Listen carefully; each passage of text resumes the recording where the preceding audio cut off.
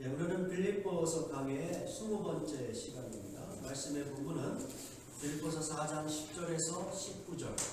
설교의 제목은 성금에 감사하면서입니다.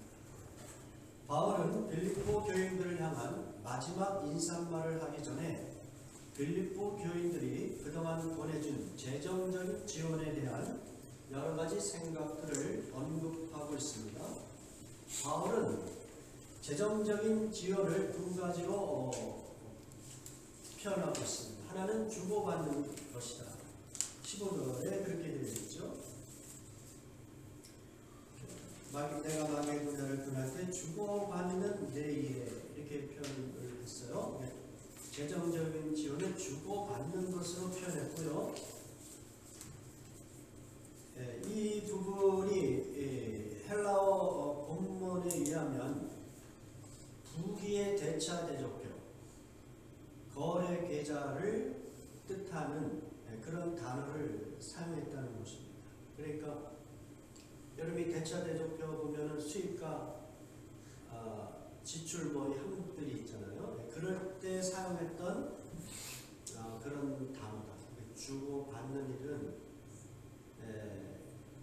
마치 마땅히 교회가 복음 사역자들에게 그들이 필요한 비용을 줘야 되는 것이고 또 받아야 되는 것이고 이런 방식으로 사도 바울이 생각했다는 거예요. 그래서 주고 받는 일이다 이렇게 표현을 했습니다.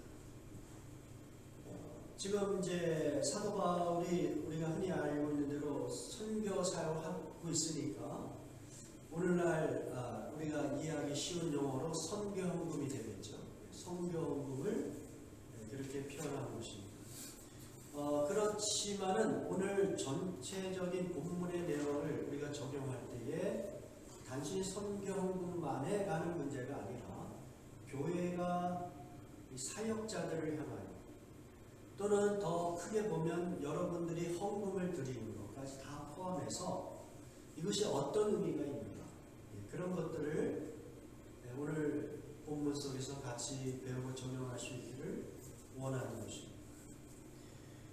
자, 이 바울은 이 재정적인 지원을 또 어떻게 표현했냐면 선물로 표현했습니다. 선물. 17절에 보면 선물로 표현을 했죠.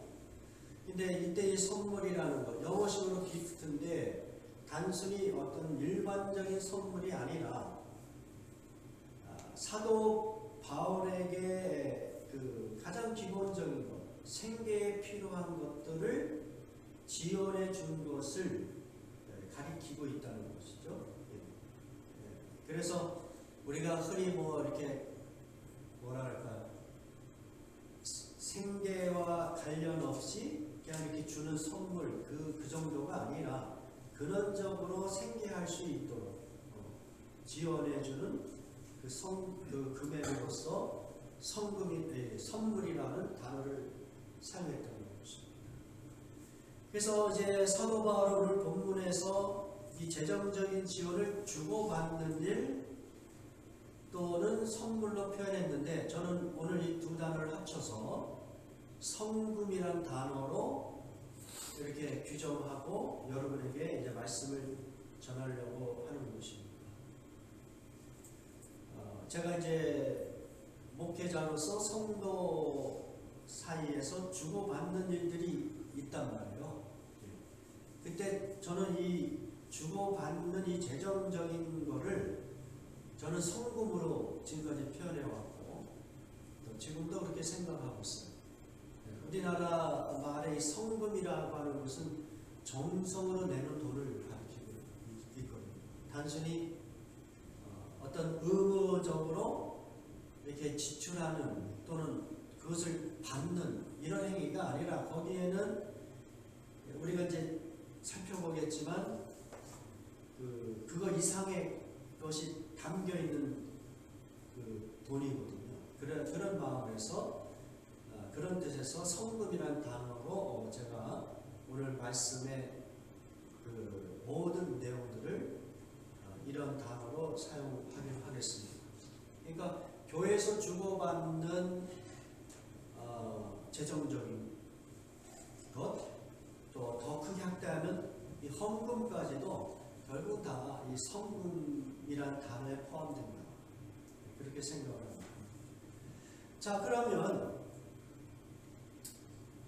오늘 말씀을 통하여 우리가 무엇을 배워야 되냐면 성금이라는 것이 어떤 내용이 담겨 있느냐, 그것을 먼저 살펴보는 거예요. 자, 성금에는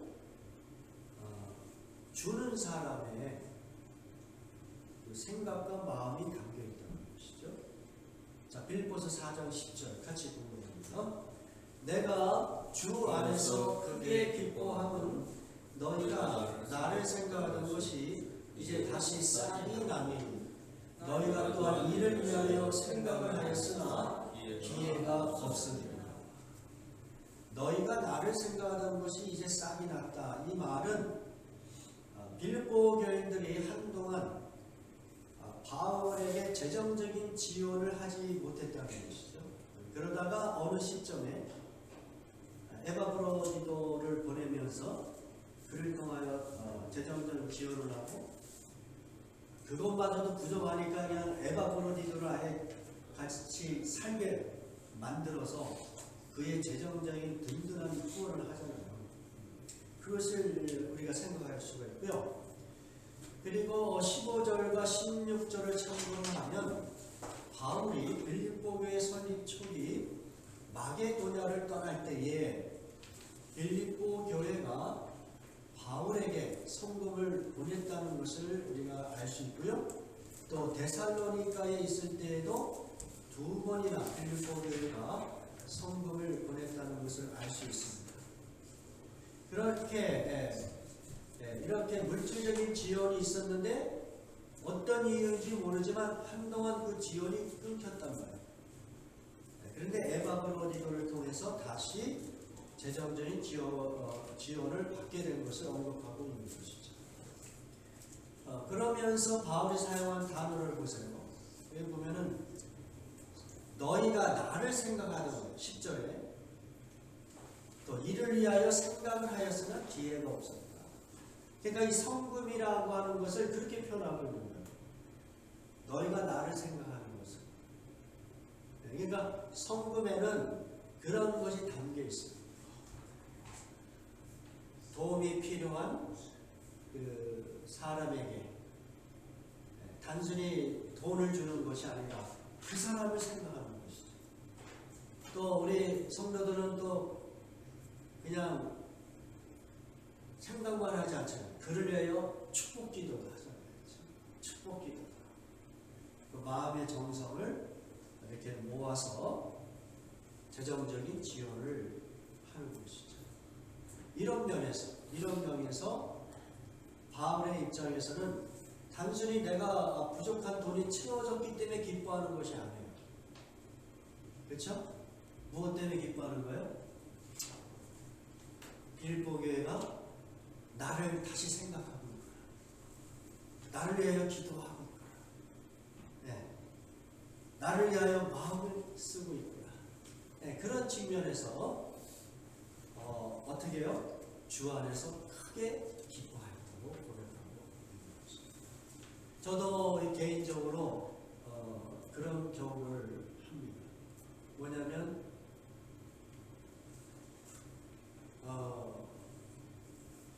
누군가가 재정적인 지원을 했을 때에 그 재정적인 지원이 그렇게 큰 금액이 아니에요. 그럼에도 불구하고 그것을 거절할 수 없는 이유가 있었어요. 뭐냐면 그 지원을 한다는 것이 재정적인 지원뿐만 아니라 거기에 무엇이 담겨 있어요? 그들이 나를 생각해주고 나를 위하여 기도해주고 그들의 마음이 거기에 담겨 있기 때문에 그 재정적인 지원이 금액이 작아도 그것을 거절을 할 수 없는 그런 심정이 있는 것이죠. 어떻든 그 성금은 그러한 것들이 포함 포함되어 있기 때문에 받는 사람 입장에서는 주 안에서 크게 기뻐할 일이라고 이렇게 고백하고 있는 것입니다. 두 번째, 성금은 어떤 의미가 있냐면 받는 사람의 괴로움에 함께 참여하는 것입니다. 빌립보서 4장 14절 같이 보러갑니다. 그러나 너희가 내 괴로움에 함께 참여하였으니 잘하였다. 자, 여기서 바울의 괴로움이 어떤 것이겠어요? 재정적인 결핍이죠. 재정적으로 가택 연금 상태에 있기 때문에 뭐 무슨 자기가 노동을 해서 돈을 벌 수 있는 것도 아니고, 그러니까 재정적인 어려움이 분명히 있었을 거예요. 그런데 빌립보 교회가 에바브로디도 편에 성금을 보내줌으로 그 문제가 해결이 되죠. 예? 그래서 그 문제가 해결된 것을 이렇게 표현합니다. 18절에 보면은 여러분이 성경을 이렇게 쭉 따라서 보세요. 18절에 어떻게 되어 있냐면 내게는 모든 것이 있고 또 풍부한지라 에바브로디도 편에 너희가 준 것을 받음으로 내가 풍족하다 이렇게 되어 있는데, 이 표현이 아주 재미납니다. 내게는 모든 것이 있다라고 했을 때 NIV 성경은 그것을 어떻게 표현했습니까? NIV 성경은 I have received full payment 이렇게 되어 있어요. 네? 그러니까 내가 지불해야 될 돈이 있어요. 페이먼트가 있는데 빌립보 교회가 재정적인 지원을 해줬기 때문에 이 페이해야 될 것을 어떻게 해요? 다 페이했다는 거예요. 그런 식으로 표현하고 있는 것이죠. 그래서 그의 기본적인 것이 다 채워졌다. 이렇게 고백을 하고 있죠. 그러니까 내 괴로움에 함께 참여한다는 얘기는 그 받는 사람의 실제적인 문제가 있을 거 아니에요. 재정적인 문제가. 그 문제가 구체적으로 채워졌다. 그렇게 이야기하고 있고요. 그 다음에 이 성금은 그 받는 사람의 그 재정적인 부족함을 채워주는 것뿐만 아니라 하나님의 메시지가 거기에 담겨 있다는 것이죠. 무슨 이야기냐? 자, 어떤 사역자가 바울이 지금 가택연금 상태에서 재정적인 부족함이 발생했어. 그러면 어떻게 하겠어요? 일단 기도하지 않겠어요? 네. 하나님, 제가 지금 재정적으로 어렵습니다. 근데 제가 어디 나가서 일을 할 수도 없고 그럴 상황도 아닙니다. 하나님 도와주시오. 기도했을 거예요. 그러면 우리 신실하신 하나님께서 어떻게 해요? 그를 돕기 위하여 응답하시잖아요. 그 응답하는 방법이 뭐냐면 천사를 보내는 거예요. 천사를. 네? 그런데 이 천사라는 이 히브리어 단어가 멜라크예요. 멜라크. 네? 근데 이 천사라는 그 히브리어 단어 멜라크의 원래 뜻은 뭐냐면 메신저라는 뜻이 있어요. 에인절의 그 원래 의미는 메신저예요. 누구의 메신저예요? 하나님의 메신저란 말이에요. 그러니까 성금을 보낸 사람은 어떤 역할을 하고 있냐면 천사의 역할을 하고 있는 것이고, 네? 그 천사를 통해서 사역자가 그 재정적인 필요가 채워졌을 때는 거기에 하나님의 메시지가 담겨 있다는 것이죠. 메시지가 뭐겠어요? 야, 내가 너의 기도를 듣고 내가 너에게 응답해 줄게. 아무개를 통해서 너의 필요를 채워줄게. 내가 너를 케어하고 있다. 너를 굶어 죽지 않게 하게 해줄 것이다. 너의 사역을 지속적으로 할 수 있도록 내가 도와줄 것이다. 이런 메시지가 이 성금에 담겨있는 하나님의 메시지가 되는 것이죠. 네? 이런 면에서 성금에는 하나님의 사람들을 천사로 만드시고 그를 통해서 하나님의 메시지를 전달하는 이런 의미가 이 성금에 담겨 있다는 것이죠. 자, 그러면 이렇게 천사의 역할을 한 사람에게는 어떤 복이 있습니까? 오늘 본문에 보면 바울은 아주 매우 확신하에 차서 이런 고백을 하고 있어요.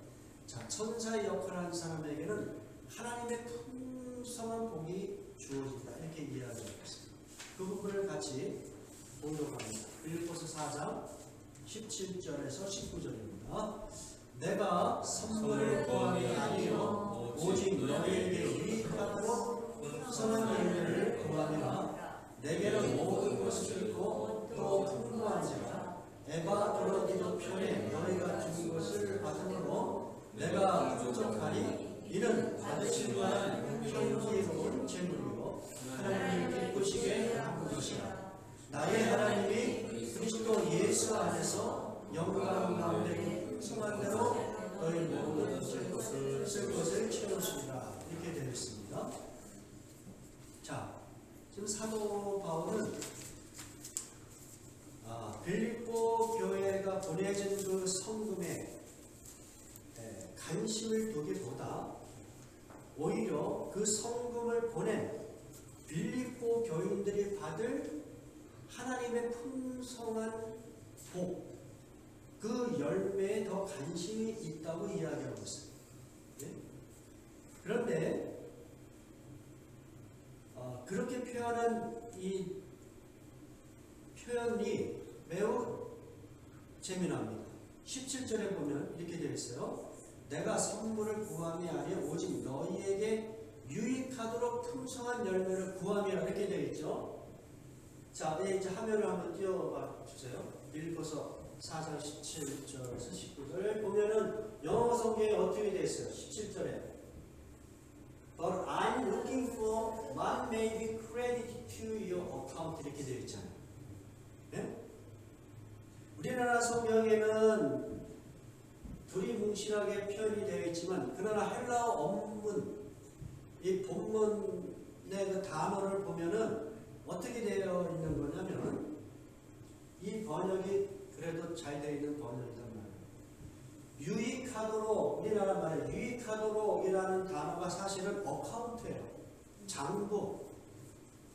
그러니까 이 회계 장부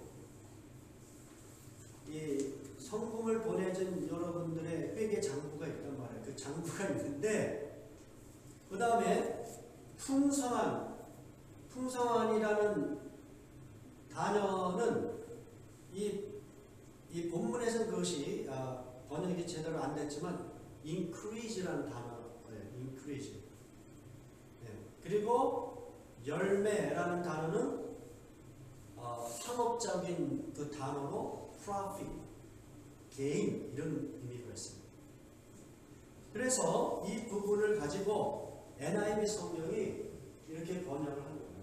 I'm looking for what may be credited to your account. 너의 그 회계 장부가 있는데 거기에 뭐가 붙어요? 크레딧이 붙는다는 말이에요. 크레딧이. 거기에 내가 더 관심이 있다. 야, 너희가 나한테 보내준 성금 그거 너무도 감사하지만 난 그것보다 더 감사한 것은 또 내가 더 마음이 더 가는 것은 그렇게 성금을 보낸 자들에게 주실 하나님의 영적인 축복이 있는데 너희의 그 회계 어카운트에 무엇이 붙는다? 크레딧이 붙는 것. 크레딧이 붙는 것에 대하여 내가 더 관심을 갖고 있다. 그렇게 이야기하고 있는 것입니다. 매우 그래서 이 부분은 마치 빌립보 교회가 물질적인 투자를 했지만 그러나 그들은 영적으로 어떻게 해요? 투자 수익을 얻는 것으로 이렇게 표현을 하고 있다는 것을 알 수가 있고요. 그리고 18절, 이게 18절에 보면 이는 받으실 만한 향기로운 제물이요 하나님을 기쁘시게 한 것이라. 그러니까 그들이 하나님의 사역자들을 위해서 필요를 채워주는 것, 그것은 하나님이 받으실 만한 향기로운 제물이다. 하나님을 기쁘시게 하는 것이다. 그래서 그들의 그 헌신을 하나님께서 기쁜 마음으로 받으시는 것을 봅니다. 당연히 그것을 받는 사람이 기쁜 것은 당연한 것이고, 그러나 더 나아가서 누가 그것을 기쁘게 받는다고 보는 거예요? 하나님이 그것을 기쁘게 받는 것을 이렇게 표현하는 것이죠. 이것이 이제 하나님이 우리에게 가르쳐 주시는 어떤 풍성한 그 열매의 내용인데, 자 19절에 또 이렇게 표현합니다. 나의 하나님이 그리스도 예수 안에서 영광 가운데 그 풍성한 대로 너의 모든 쓸 것을 채워주시겠다. 그러니까 사실 빌립보 교회가 뭐 부자 교회라 에바브로디도를 보내고 뭐 성금을 보내고 그런 거 아닙니다. 다 부족하고 항상 결핍되어 있지만, 그러나 바울을 도와야 되겠다는 그 마음을 가졌기 때문에 그렇게 자기의 필요를 유보하고 자기들의 결핍을 허용하면서 그리고 바울을 도와주는 것이죠. 그러면 빌립보 교회는 부족한 것이 생겼죠. 그렇죠? 그 부족한 것을 하나님께서 부족할 때마다 채워주시죠. 그러니까 이 성금이라는 것은 그와 같은 겁니다. 보내는 사람이 성금을 드릴 때 부족함이 발생하잖아요. 그것을 하나님이 채워주시죠. 그리고 받는 사람은 어떻게 해요? 또 받는 사람도 성금을 통해서 부족한 것을 채워주시죠. 이러한 어떤 이 재정적인 그 사이클을 만들어내시는 하나님의 방법을 우리가 생각할 수가 있고요. 그리고 마지막으로 우리 예수님께서 이렇게 그 하나님의 나라를 섬기는 자들을 돕는 자들에게 무엇을 약속하셨는지를 우리가 한번 살펴볼 필요가 있습니다. 마태복음 10장 41절에서 42절. 마태복음 나와 있어요? 자, 제가 읽어봅니다. 마태복음 10장 41절에서 42절. 선지자의 이름으로 선지자를 영접하는 자는 선지자의 상을 받을 것이요, 의인의 이름으로 의인을 영접하는 자는 의인의 상을 받을 것이요, 또 누구든지 제자의 이름으로 이 작은 자들 하나에게 냉수 한 그릇이라도 주는 자는 내가 진실로 너희에게 이르노니 그 사람이 결탄코 상을 잃지 아니하리라 하시니라. 지금 예수님이 말씀하시는 것은 무엇이겠습니까? 선지자를 영접한다는 것은 선지자의 필요를 채워주는 것을 우리가 생각해 볼 필요가 있어요. 그런데 그의 필요를 채워주는 자는 무엇을 약속받아요? 선지자의 상을 약속받아요. 이게 재미난 겁니다. 내가 선지자의 역할을 하진 않았지만 그 선지자가 그 선지자의 사역을 잘 감당할 수 있도록 서포트해주고 기도해주고 정성을 같이 모아서 섬겨주면 그 사람도 똑같이 선지자의 받을 상을 받을 것이다. 우리가 요즘에 흔히 그런 얘기 하잖아요. 이 가는 선교사가 있고 보내는 선교사가 있다. 그렇죠? 직접 선교지에 가서 선교를 하는 가는 선교사가 있는 것이고, 그들이 그렇게 각 나라에서 복음을 잘 전할 수 있도록 기도해주고 서포트해주는 그 사람들은 누구예요? 보내는 선교사. 똑같이 선교사로 보는 거예요. 그게 성경적인 거예요. 예수님이 그렇게 말씀하시잖아요. 선지자를 영접하는 자는 선지자의 상을 받을 것이다. 의인의 이름으로 의인을 영접하는 자는 의인의 상을 받을 것이다. 의인이라고 하는 것은 다 하나님의 그 사역을 위해서 헌신하는 사람들을 표현하는 것이죠. 또 예수님이 그렇게 말씀하십니다. 누구든지 제자의 이름으로 이 작은 자 중 하나에게 냉수 한 그릇이라도 주는 자, 그 사람이 결단코 상을 잃지 아니합니다. 이 재미난 것은 예수님이 자기의 제자들이 이 세상에서 어떤 모습으로 살아갈 것인지를 아시는 것 같아요. 어떤 모습으로 살아갈 것 같아요? 작은 자로 살아갑니다. 뭐 오늘날은 뭐 대형교회 담임 목사들은 뭐 작은 자가 아니죠. 더 이상 작은 자가 아니지만, 그러나 대부분의 오늘날의 목사님들은 어떤 면에서 작은 자죠. 유명하지도 않고 또 부유하지도 않고 사람들이 그렇게 존경하지도 않는, 그렇게 작은 자로 살아갈 것인데, 그들에게 냉수 한 그릇, 냉수 한 그릇이라는 것이 뭐 이렇게 큰 거겠어요?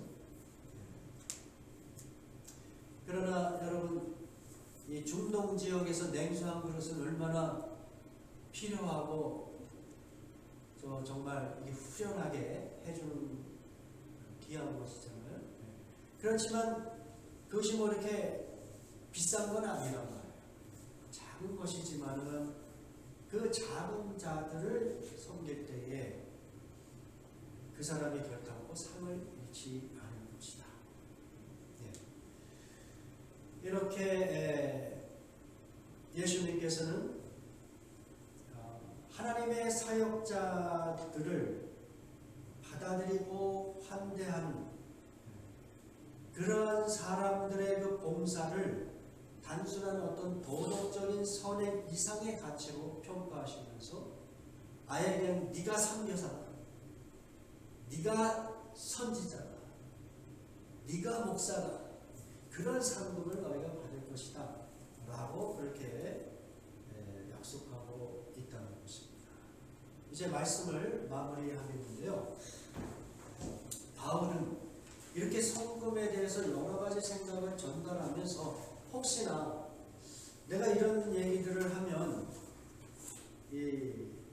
내가 빌립보 교회에게 또 다른 더 큰 성금을 원해서 그러나 이런 오해를 할까봐, 오해를 할까봐 이제 나는 너희들이 보내주는 성금이 없어도 사실은 만족하며 살 수 있어 라고 이제 설명을 하는 거예요. 오늘 내용에서 그 내용이 같이 섞여 있는 거죠. 이 성금과 관련해서 사실 저도 어떤 경우에는 그런 경우들이 있어요. 이 성금을 받았는데 이 감사하는 것도 어려워요. 이게 왜냐면 이게 혹시 내가 또 다른 뭐를 또 원하는 그런 인상을 줄까 봐. 지금 바울이 그 얘기하고 있는 거예요. 바울이. 예? 자, 11절에 보면 오늘 여러분들 계신 빌립보서 4장 11절에 그렇게 되어 있잖아요. 내가 궁핍함으로 말하는 것이 아니라 이렇게 되어 있어요. 예? 야, 너희가 나한테 성금 보내셔서 내가 주 안에서 정말 기뻐한다. 그냥 이렇게 순수하게 받아들이면 모르는데 혹시 오해할까봐. 야, 이게 바울이 더 필요한 게 있나 보다. 우리가 더 뭘 도와줘야 되나? 이런 생각할까봐. 그걸 더 요구하나? 그러니까 내가 궁핍함으로 말하는 것이 아니라 어떤 형편에든지 나는 자족하기를 배웠다. 이 얘기를 그냥 해버리는 거예요. 자, 우리 이 부분을 같이 읽어봅니다. 빌립보 4장 11절에서 13절 시작. 내가 궁핍함으로 말하는 것이 아닙니다. 어떠한 형편에든지 나는 자족하기를 배웠노니 나는 귀천에 처할 줄도 알고 풍부에 처할 줄도 알아. 모든 일 곧 배부름과 배고픔과 풍부와 궁핍에도 처할 줄 아는 입증의 비결을 되었노라. 내게 능력 주시는 자 안에서 내가 모든 것을 할 수 있느니라. 이렇게 되어 있죠. 그러니까 바울이 어떤 면에서 이 빌립보 교회에게 내가 더 많은 성금이 필요하다, 이런 어떤 메시지를 주는 것 같은 오해를 불식시키기 위해서 그 얘기를 하는 거예요. 야, 내가 이게 궁핍해서 말하는 것이 아니다. 나는 어떤 형편이든지 자족하는 법을 배웠다. 만족하는 법을 배웠다. 예? 가난할 때도, 또 풍부할 때도, 배고플 때도, 또 배부를 때도 나는 만족함을 배웠다. 그렇게 만족할 수 있는 일체의 비결을 배웠다. 이렇게 이야기해요. 이렇게 얘기하고 있고, 그리고 이 만족할 수 있는 일체의 비결의 그 소스가 어디에 있어요? 그게 이제 13절 말씀이잖아요. 여러분이 많이 알고 있는 내게 능력 주시는 자 안에서 내가 모든 것을 할 수 있다. 자, 내게 능력 주신 자는 누구예요? 하나님 예수 그리스도, 그렇죠? 예. 그러니까 그분 안에서 내가 모든 것을 할 수 있대요. 그럼 내가 모든 것을 할 수 있다는 그 내용이 뭡니까? 앞에 11절, 12절 말씀을 갖고 오면 무슨 내용이에요? 하나님 안에서, 예수 그리스도 안에서 내가 어떠한 형편이든지 자족할 수 있다. 그 이야기죠? 네. 이게 이제 여러분이 말씀을 한 구절만 딱 떼어서 사용하는 그런 오류를 우리가 이겨내고, 이 본문 속에서 이 메시지가 어떤 것인지를 우리가 이해해야 되는데요.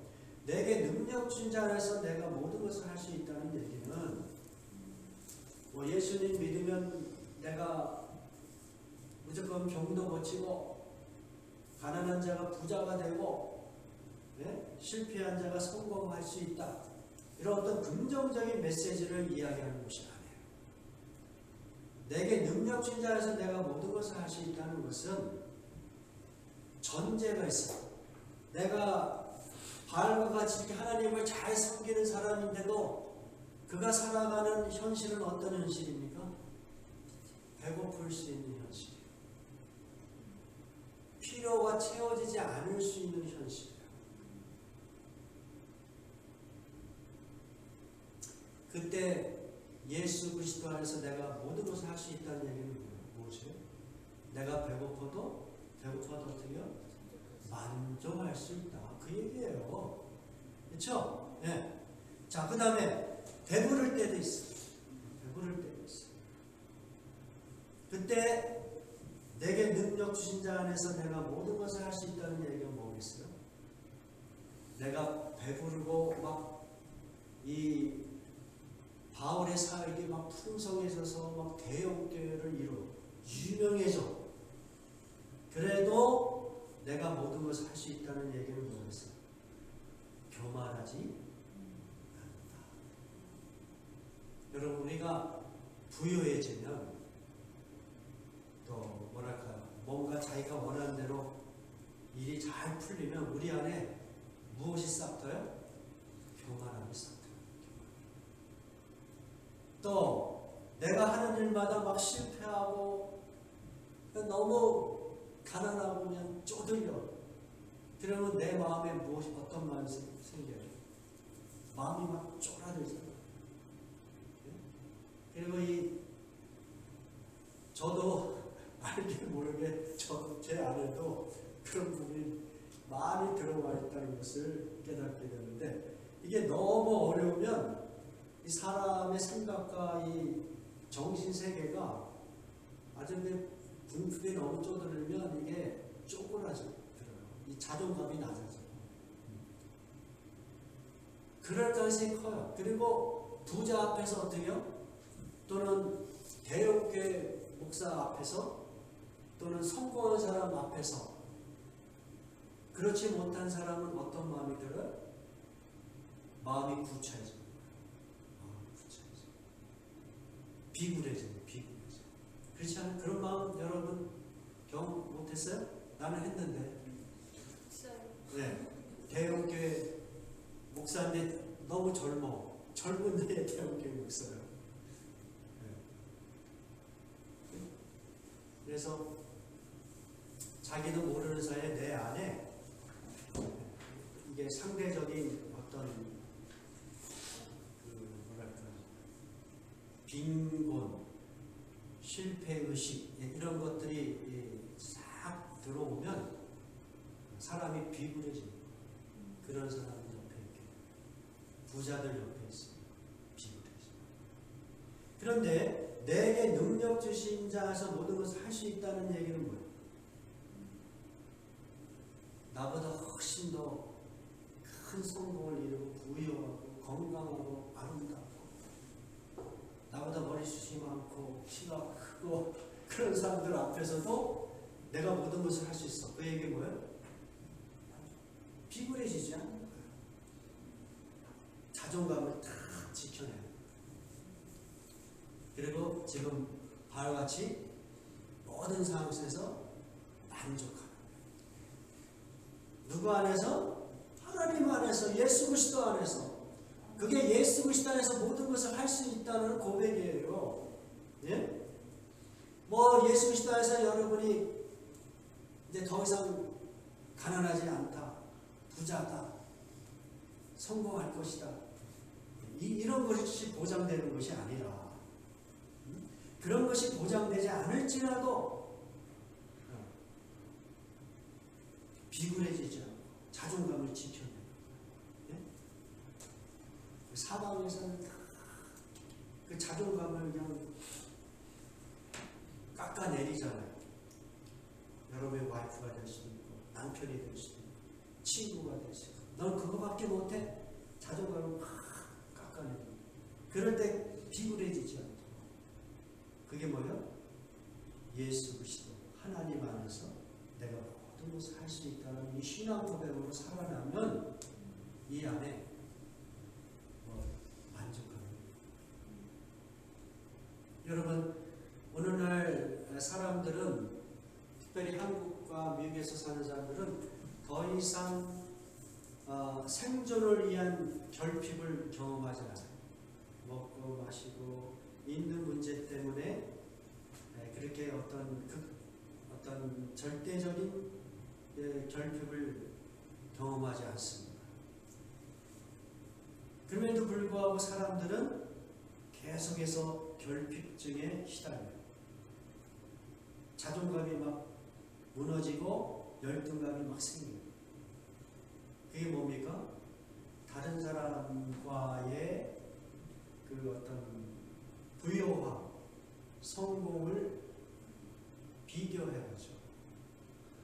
비교해버리니까 내가 상대적으로 어떻게 해요? 성공하지 못해요. 상대적으로 약하고 상대적으로 배고프다. 나는 풍족하지 못해요. 거기에서 오는 어떤 상대적인 그 결핍증이 우리의 삶을 더욱더 빈곤하고 힘겹게 만들지 않습니까? 우리는 그렇게 살아갈 가능성이 크단 말이에요. 그때 이 바울의 고백이 우리의 삶 속에 아주 잘 적용을 시켜야 된다. 바울과 같이. 단순히 뭐 생존을 위한 그 문제뿐만 아니라 그것 이상의 어떤 다른 사람과 비교함으로 오는 상대적인 그 결핍감, 그 속에서 오는 자존감이 막 상하는.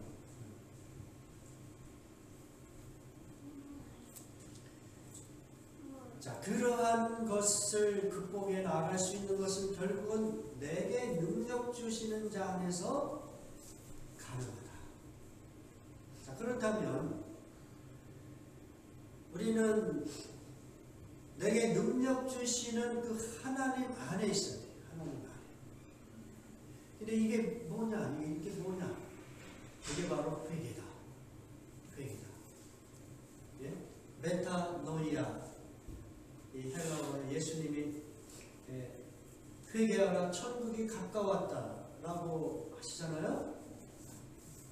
그때 회개는 단순히 여러분이 뭐 이 세상에서 도덕적으로 윤리적으로 잘못한 죄를 회개하라 그런 얘기가 아니에요.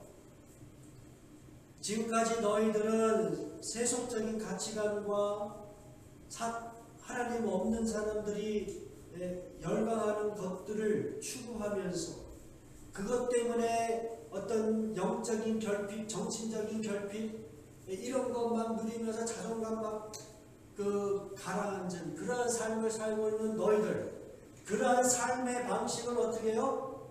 체인지해라. 그리고 하나님을 향하여라. Change of mind. 그게 뭐예요? 메타노이아, 회개라는 단어의 뜻이에요. 메타노이아의 회개는 여러분의 도덕적인 죄를 잘못했으니까 하나님 용서해 주시오. 그런 의미가 담겨 있지 않아요. 여러분의 마음과 여러분의 가치관과 여러분의 삶의 방식을 완전히 바꾸라는 것인데, 그것은 뭐냐면 지금까지 여러분들이 하나님 안에 있지 않다면 하나님께로 가라는 얘기예요. 하나님께로 가서 어떻게 해요? 억눌린 자는 해방을 경험하고, 갇힌 자에게는 포로의 상태에서 풀려나는 것을 경험하고, 억눌린 자 주님 안에서 새 힘을 얻고, 병든 자 주님 안에서 취함을 얻고, 이러한 것들이 일어날 수 있도록 너희는 하나님을 향하라. 근데 이 하나님을 향하여라 라는 것을 더 구체적으로 표현하는 것이 천국이에요. 회개하라, 천국이다. 하나님의 나라가, 천국은 하나님의 나라 아니겠어요? 하나님의 통치 아니겠어요? 그러니까 예수님이 마태복음 6장에서 그렇게 말씀하십니다. 자, 이방인들은 먹고 마시고 있는 문제 때문에 안달하면서 염려하면서 근심하면서 그것을 위하여 자기의 삶을 살아간다. 그러나 너희는 그렇지 않아야 된다. 너희는 이방인의 삶의 방식으로 살아서는 안 된다. 너희는 먼저 하나님의 나라와 의를 구하라. 그게 뭐예요? 메타노이아예요. 그게 회개입니다.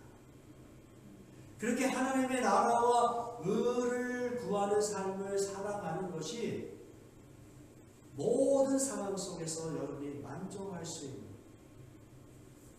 삶의 방식. 하나님의 나라와 의를 구하지 않으면 결국은 그 근원을 따라 들어가면 다 먹고 마시고 있는 문제로 고생하면서 살아가는 것입니다.